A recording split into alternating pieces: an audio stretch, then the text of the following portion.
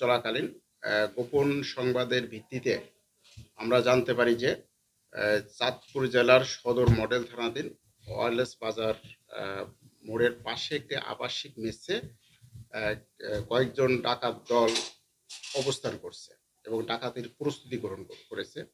এই সংবাদের ভিত্তিতে আমাদের ডিবি পুলিশের নেতৃত্বে যৌথ বাহিনীর সমন্বয়ে একটি টিম সেখানে অভিযান পরিচালনা করে সেখানে 5 জন ডাকাতকে আটক করে। এই ডাকাত তাৎক্ষণিকভাবে তাদের নিকট থেকে একটি দেশীয় আগ্নেয়াস্ত্র এলজি 3 রাউন্ড অ্যামুনিশন, তারপরে ডাকাতি কাজে ব্যবহৃত বিভিন্ন ধরনের সরঞ্জামাদি এবং একটি পিকআপ ভ্যান জব্দ করে।